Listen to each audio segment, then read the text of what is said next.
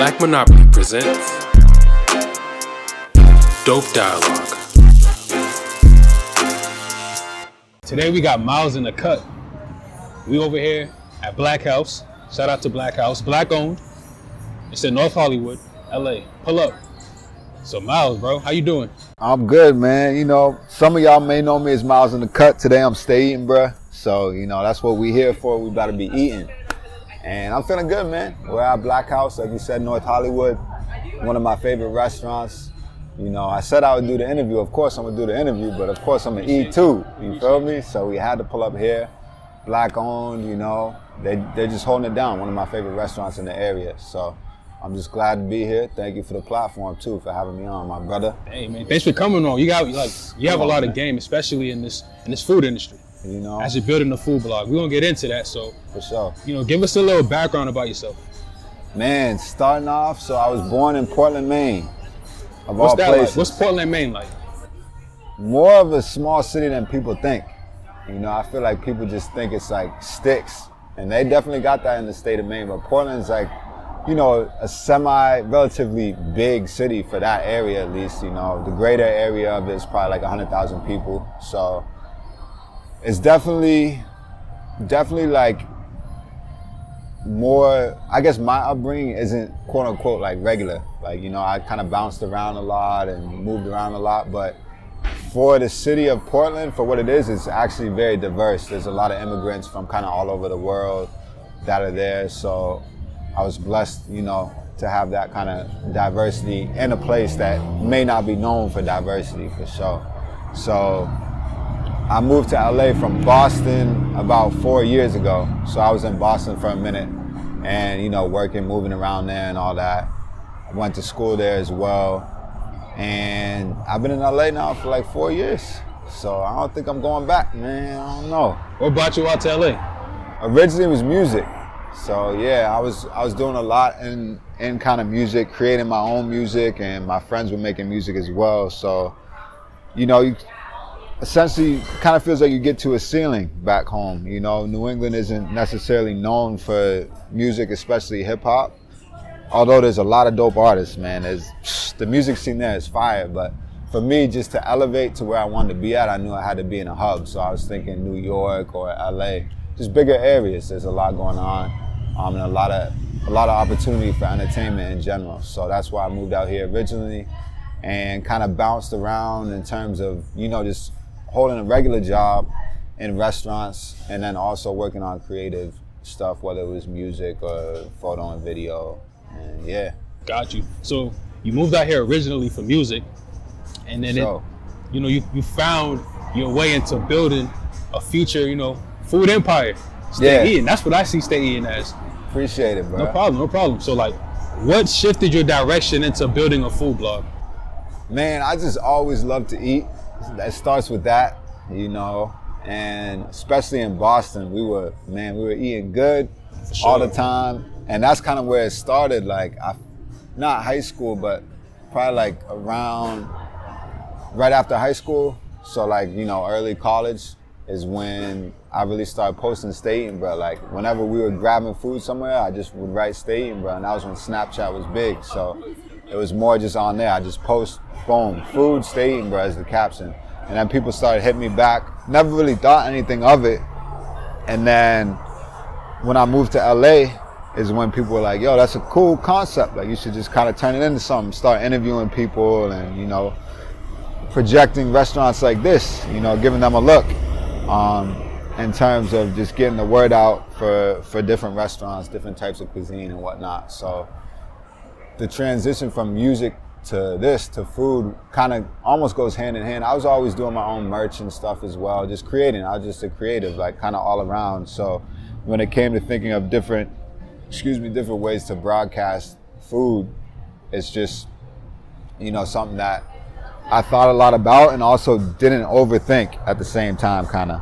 So I was in studio sessions a lot with a lot of musicians and artists, and then slowly trying to tie in the food as well, in terms of bringing artists food at studios, or if we have a studio session, people are always trying to eat, get food delivered. So now kind of transferring that into, you know, the artist side as well. Got you. So in a way, you kind of using like the leverage that you have in building a food blog into connecting with other artists and, you know, just getting in that realm. Yeah. Got you. Yeah. So in terms of building, you know, the Stay Eatin' Bruh brand, I'm pretty sure there's a lot of people who aspire to build food blogs and don't know how to go about it. So how did you start building Stay Eatin' Bruh, and how will you continuing to build it?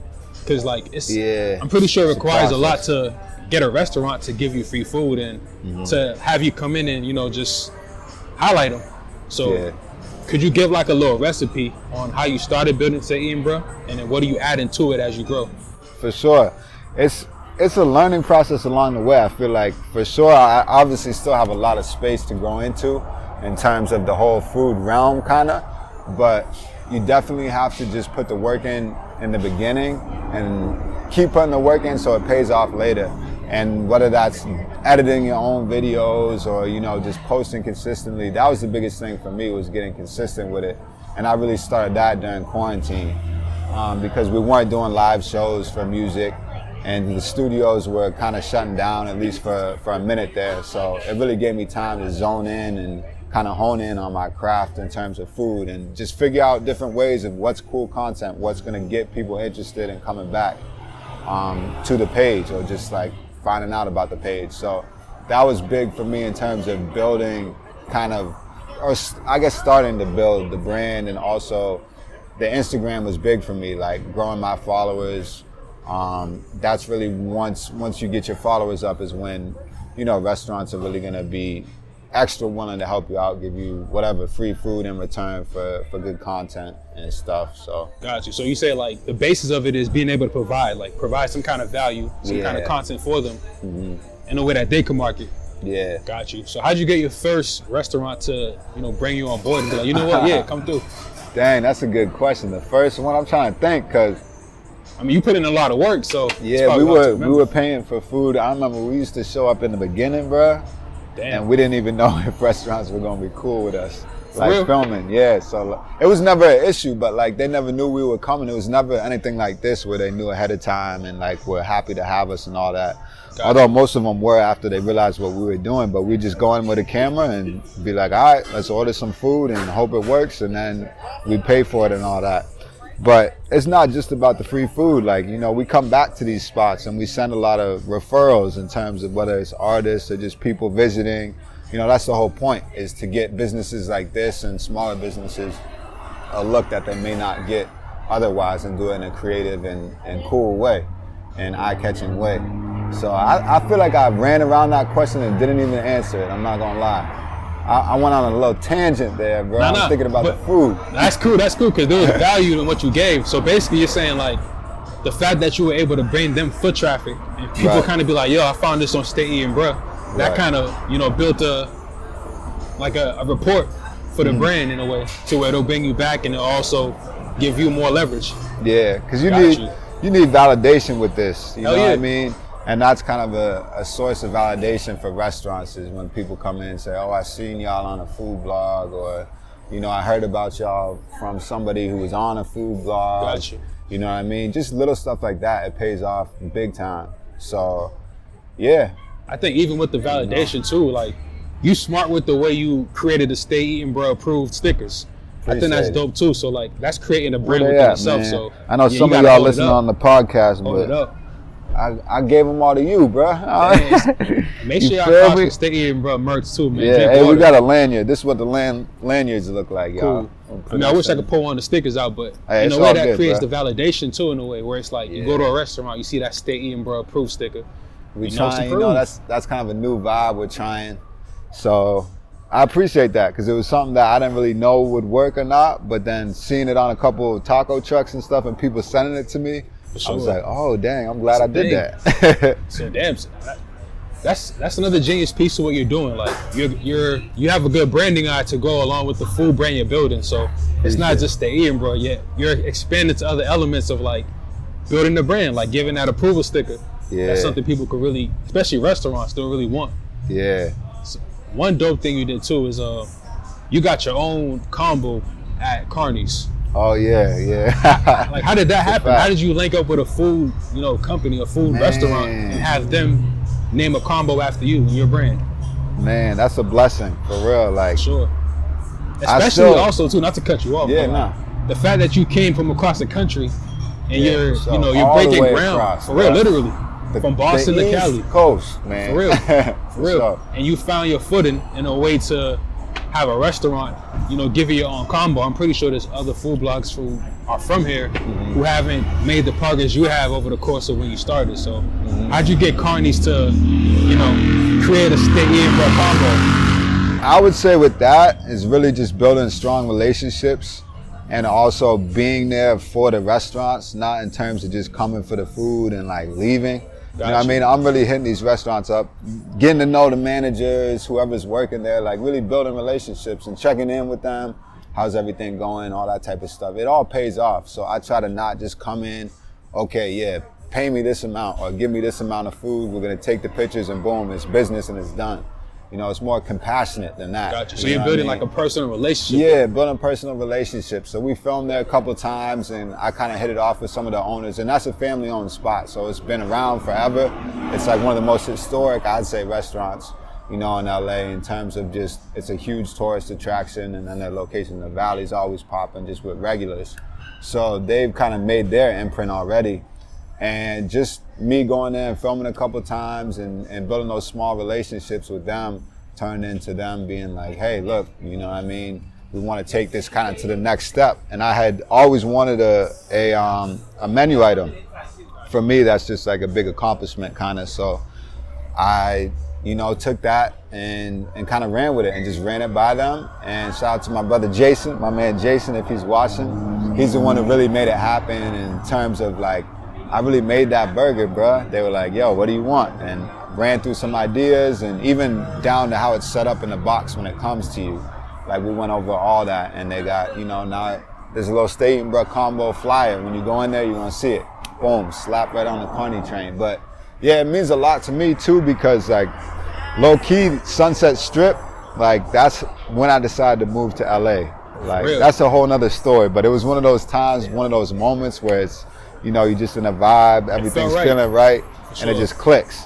And when I visited here, it was definitely on the Sunset Strip that I realized, I'm gonna move to LA. And a year later, less than a year probably, I was out here, had moved here. So, yeah, go get the Stay Eatin, bruh combo, man. It's a hit. Carnies, man. Yeah, make sure you come correct because that thing, it's a big burger, bruh. For real.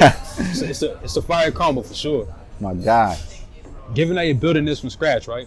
All the way from And I'm pretty sure there's people who for sure want to follow in your footsteps and build a food brand and everything. What are 3 things that you learned throughout this journey that you would give them to kind of have a heads up in that journey? Perseverance for sure, off rip. But if you don't have perseverance with building something from the ground up, it ain't gonna work. So perseverance, I would say, dedication, and then also just belief in your vision. Those would probably be the 3 things. But you could flip those any order you want too. But I think perseverance for me comes first because you're gonna fail and you're gonna fail a lot.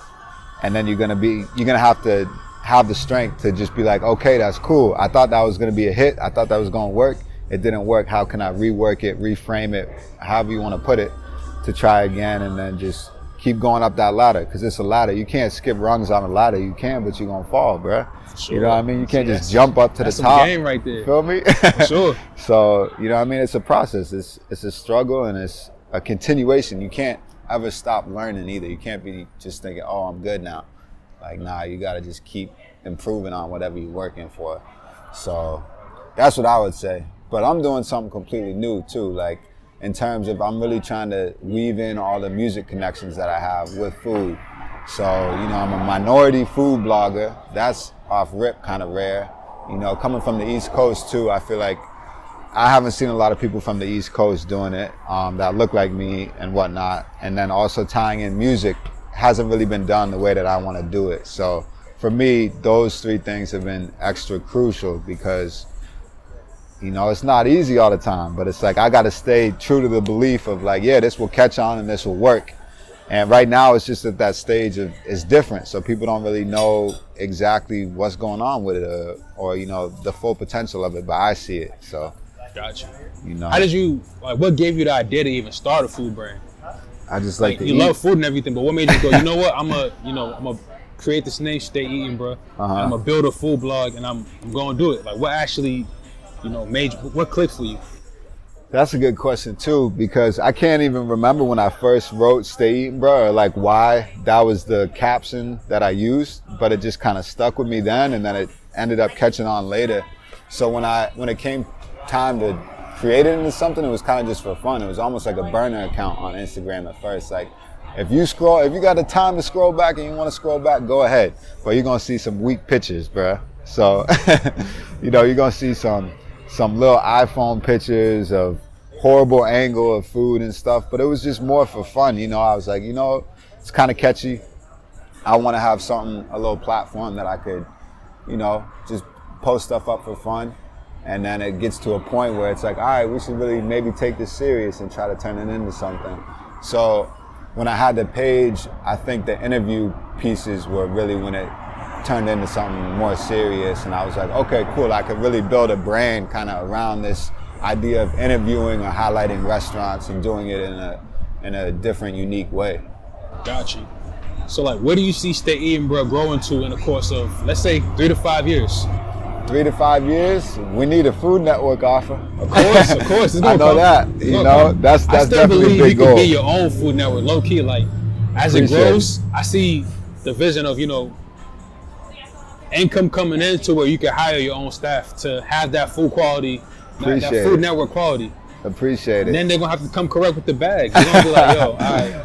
For sure. I mean, the brand is growing. I'm telling you. Yeah, for sure. Like, we definitely in contact, which is another blessing. Like, with some big networks and stuff.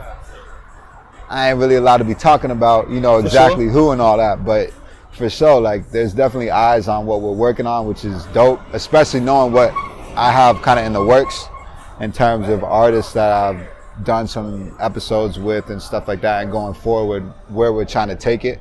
So for me, Food Network is that's Food Network. I never even used to watch TV a whole lot as a kid. I was working and I was eating. But, Food Network for me would just be a real dope accomplishment, because obviously I'm in the food realm. For sure. And that's kind of the top tier. For sure. So I would love to, work with them at least to some extent in the future. But yeah, just building it on my own as well is big. I know a lot of people making a decent amount of money off YouTube and stuff as well. So, and I like the flexibility of being able to just film a vlog on my own at a cookout, which we did the other day at, a friend's video shoot.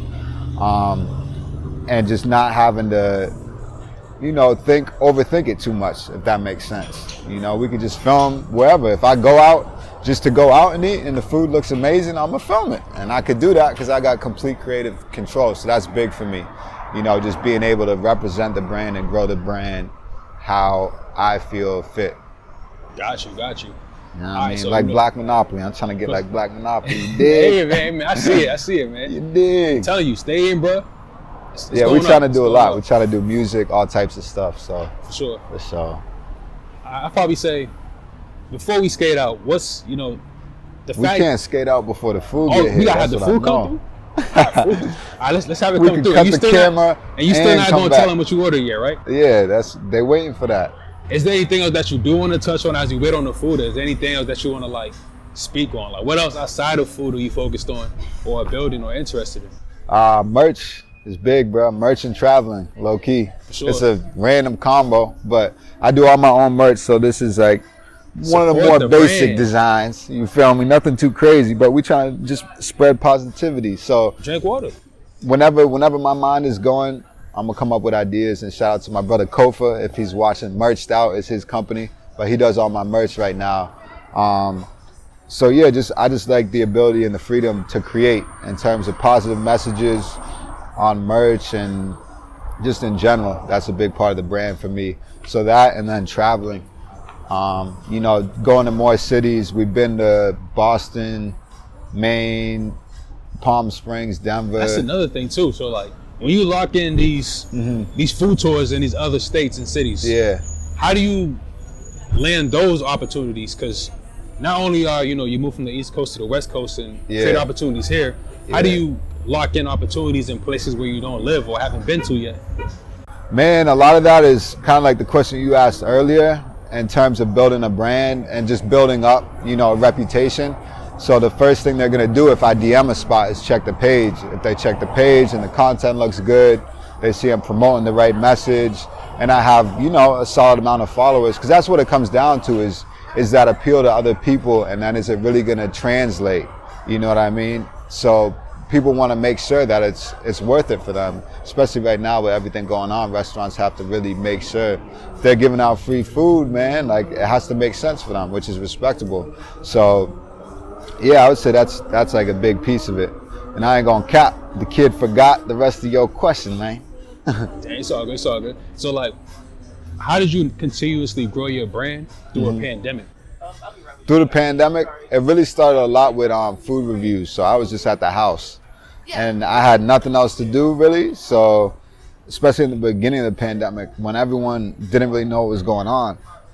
So I just started doing food reviews at the house. My goal was doing every day, because I seen this dude Dave from Barstool Sports. He does a pizza review, and they essentially put out content every single day. So my idea was like, hey, if he can do it, I got to be able to do it too. And that really helped me also really nail the timing with like describing food and not talking too long and making it precise enough that it's not a crazy long video and people aren't just lost, bruh, like lost in the sauce with the video. Like, all right, cool, you're talking too much. You know what I mean? So it really helped me with timing in terms of the show, especially when I'm filming. If it's a full episode, I know I'm trying to talk about a dish for like 30 seconds to a minute. Anything more than that is like too much. So yeah, the food reviews just at the crib started, and then restaurants actually, once I started filming again, they were like, yeah, we like that you're out, but some restaurants were like, dang, we rock with you in the living room doing the little food reviews of whatever, candy, snacks, whatever. So, I might bring that back. Speaking of like, you going across the country and creating a food tour. Yeah. You locked in with the Daily Catch in Boston. Oh yeah. How did you land that? Man. Shout out to them. That's an iconic restaurant, especially in the city itself. So absolutely. How did you lock in that experience, and then also, gain behind the scenes access? Like you were able to go fishing with them, catch live fish, and they had you in the kitchen working with the octopus and the fish themselves, cooking with them. So how did you lock in a relationship that solid? Man, that's like one of my greatest accomplishments. Besides the menu item, that's up there, because like you said, Daily Catch is such a legendary restaurant, and it's like such a staple in Boston and New England as a whole. It's one of the top seafood restaurants for sure in the region. So for me, man, how that came about was low key. I just worked to get my numbers up a little bit more on the page for Stay Eatin', bruh, for Instagram. And then this is what I did. Swanned over into the DMs of the Daily Catch, just like that, man. So never think it's out of reach. Anybody watching, nothing's out of reach. It's out of reach if you don't go for it. But I just, I built the page up enough and I made sure it looked correct. So when I did reach out to them, they reached out right back. And actually, shout out to my brother Dominic. He's the one who really set it up. And he's one of the brothers. It's a family-owned spot. So, the dad started it way back in the day. I believe the 80s. And so now there's like 6 or 7 brothers. It's a big family, and they do everything. So their merch, one of the brothers does the merch, another one handles the Instagram and all that type of stuff.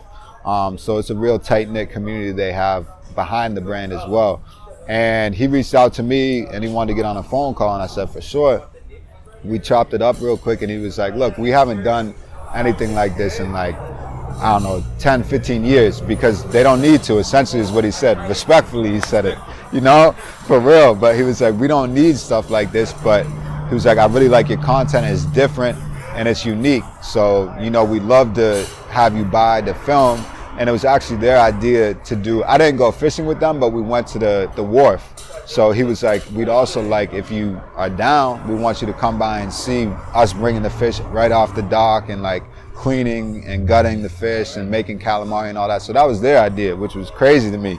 I was in shock, bro. I ain't call my mom, that's cap, but I called my homegirl who lived in Boston, and I was like, yo, I'm gonna need your help. Like, I got something big in the works. And so that's kind of how that came about. And from there, we did the whole ocean to table at one of the most iconic restaurants in New England. So like, given that you said you weren't even planning or expecting the whole extravaganza like that. It was Yeah, we were just trying to film food, like a plate. just one plate. Just and one. It turned into a whole episode. Maybe half, a maybe an Food Network appetizer. episode. Like, what did you learn from that experience? Because I think one thing for sure that, just hearing you speak about it, one thing that I took from it is don't be afraid to like ask for more. Like once you get the opportunity, don't be afraid to ask for more, to create it and enhance it, make it as big as possible. Yeah, Because that episode is like, that's my favorite I stay in. Like you have a lot of dope content, but that's the one where I'm like, yo, this is a food show. Like this is legit. Like this is it. for real. So like, what did you learn the most from that experience out of not only, having them being like, yo, this is your house now. You have a whole behind the scenes access. Yeah, they really, really held it down. We were in the kitchen, everything. They gave us a full breakdown. Shout out to my brother Christian Crute, man. He's the one who shot it and edited it. Shout out to who? Christian Crute. Christian Crute, shot by Crute on Instagram. A legend, man. He's coming up heavy in the game in terms of especially food, but music videos. He do everything, but he's the one who shot and edited it and made it look so fire, because it does, you know what I mean? It looks TV worthy. He did his thing. So I think one of the biggest things that I learned was a lot of his format structure. When we do a full episode like that, just like, making sure things are organized in terms of just, making sure the intro's the correct length, essentially. And then if we're going inside, we got to make sure that's the correct length too. And then also what we're talking about. So in that episode, we had 3 dishes, which was like perfect for that amount of time that we had. But you saw kind of the beginning, us making that, and then it translated right to the restaurant as well. So, not having too many dishes come out, because that's a big thing. Kitchens can be backed up or take longer. So just understanding that, you got to set stuff up correctly in terms of if we can't go to a restaurant and just say, bring out whatever, because then, it's kind of chaotic. And when the editing process comes together and the flow, you want it to be a smooth flow for the viewer too. So I think format was a big thing. And also just giving them background information, which you had talked about too, bringing the viewer value in terms of background information on the restaurant as well. So those are 2 big things that I learned. And yeah. Got you. So what you say in terms of like structuring it, was it like a step process while you were shooting it, or was it like all flow? Like, all right, we're gonna do this, this, and this. Just keep the camera rolling. Or was it strategic? Like, all right, we're gonna do this shot, we're gonna do that shot. And This was the first one that we ever did in terms of a food tour. So my idea with the food tours is to do it like rappers do, because a lot of my friends make music and tour and whatnot. So even down to that Boston joint, we had a flyer made. Well, I made it. But, it looks like a music flyer. The restaurants are there instead of the venues, but that's kind of how we want to structure it. So for the first one, which was Boston, we had a couple spots that were set up like Daily Catch. I mean, everything was set up, but for Daily Catch, we kind of had a format of this is essentially how we want to shoot it and capture it. And the rest of them were really free flowing. But each one, we kind of had almost a different like process. So shout out to my homegirl Deanna. She's the one who coordinated everything, made sure I was on time, I wasn't talking too long, all that type of stuff. So she really was like, okay, for this next one, we'll call ahead. We're 20 minutes out, let's call ahead, let's have the food ready, see how it goes with that.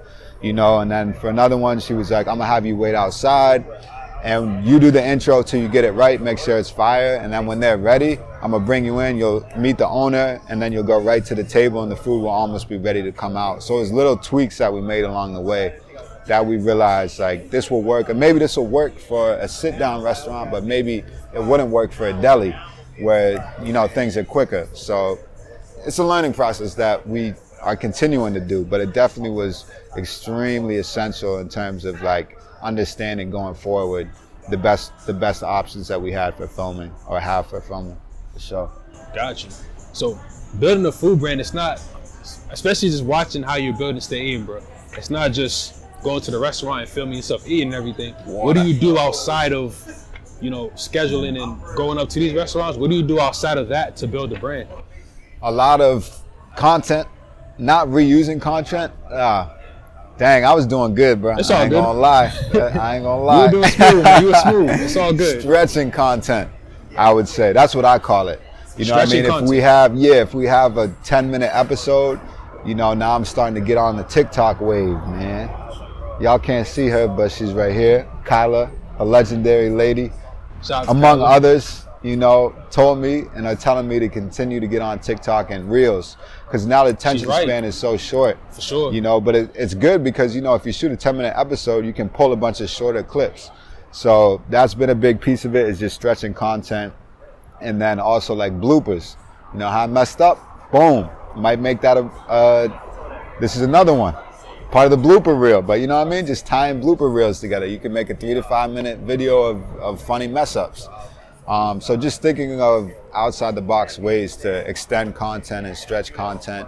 And then also, you know, the stickers, the promo helps with the merch and whatnot. And then also with the artists too, we're starting to really weave that in with artists in the studio and getting them hip to it, to the point where they're calling me, you know, if they're in town or in the city working on a project or whatever, sometimes people are calling me up.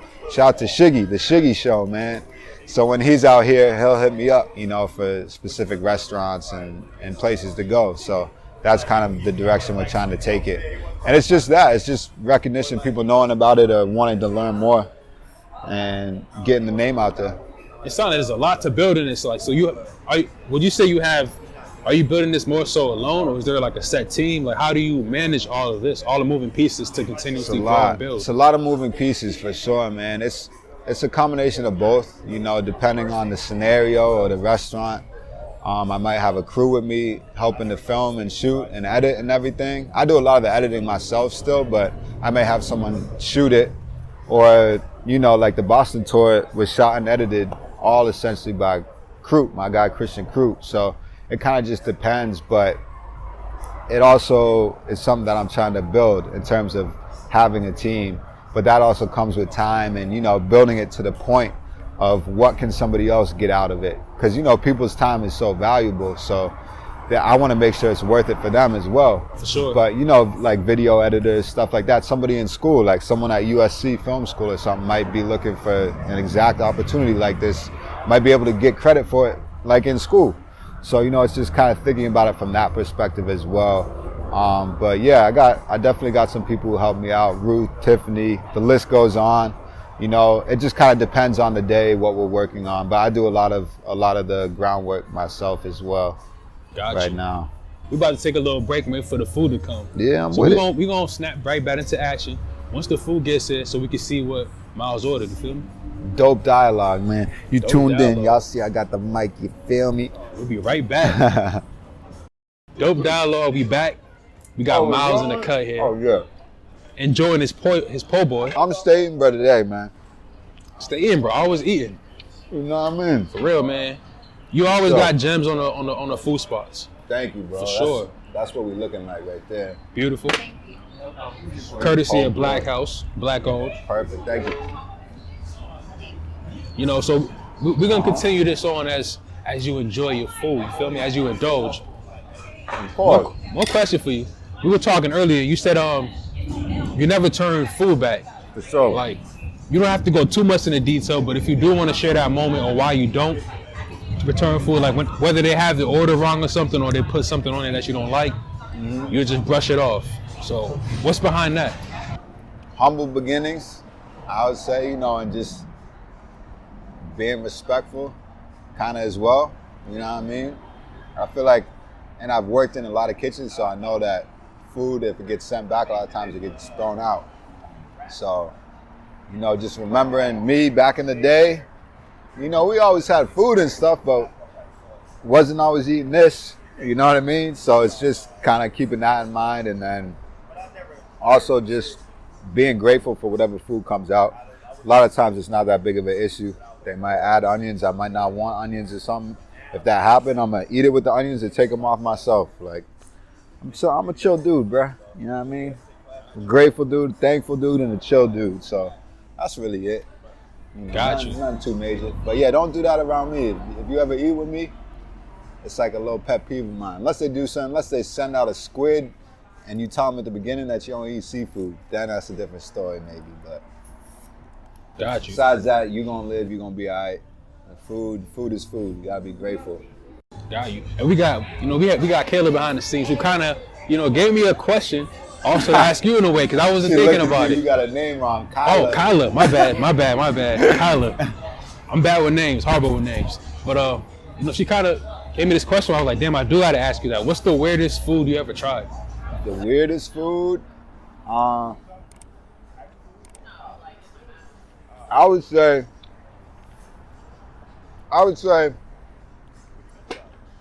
ain't nothing weird. It just might be different, but it's never weird. So for me, one of the most unique dishes that I had was cow tongue. Cow tongue. Yeah, like a taco that had, I think it was cow tongue. It was some animal's tongue. It definitely wasn't vegan. So it was that, and then it was also like the gizzard, like the inside of I think that was the cow gizzard or something. So anyway, two pretty wild combinations, but essentially it was in a taco, and I bit it, and it was like a little bit too tough and a little bit too slimy for me, bruh. So soft shell taco, small, half of it. That's what I ate in one bite. Cause I'm not out here taking small bites, bro. That ain't me. Big bites. Yeah, we trying to eat for real. So yeah, that's probably one of them. And then one of the wildest things I've done while filming was at the Daily Catch actually, and they had was it a squid or an octopus? I think it was an octopus or something. Yeah. Yeah, it looked like they looked the same to me, but not well versed underwater, bro. I ain't gonna lie. I think it was an octopus though. But anyways, they had, I don't know what type of afro they be having, but they have these big heads, bro. And they had like cleared it out, and they literally, the dude had me put my hand like in it. Wait, so they cleared the insides out? Yeah, the inside of like the top part of it, and the tentacles were hanging. And the dude, my brother Basil, a dude who worked there, the brother at Daily Catch, literally put his hand in it, and like his hand was there, and then the tentacles were hanging. So I wasn't on camera. I didn't see that one. Yeah, I don't know if maybe I didn't even do it. Not Allegedly, put it that way. Allegedly. But yeah, that was wild for sure. What was it like though? Like, what's the texture like? It was like a really strong plastic bag. Like a tough plastic bag. But yeah, that was one of the kind of wild things that I've done. Got you. As you take a bite of this po' boy, is it busting or what? Black House, no. Courtesy of them for sure. Black owned, fired.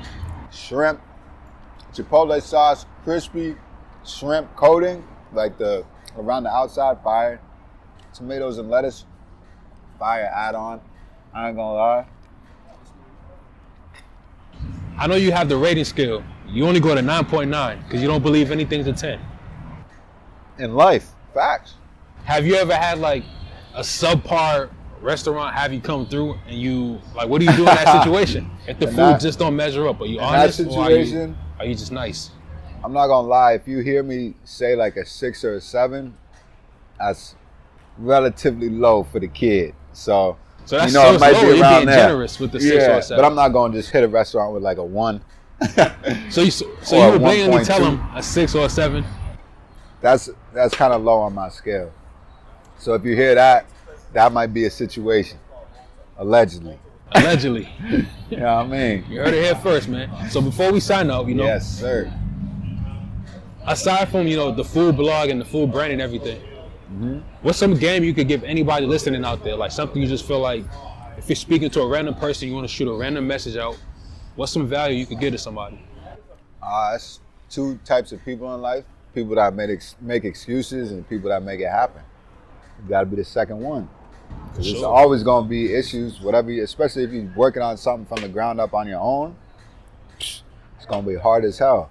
And it's going to be easy to make a lot of excuses. Oh, this worked out unfairly for me, or I didn't have this resource or whatever. So, it's easy to make excuses, but the people that win are the people that just make it happen.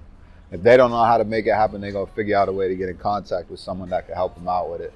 So I would say probably that. And shout out to Black House. And, I got to give one more shout out. Love Baked Wings on Melrose.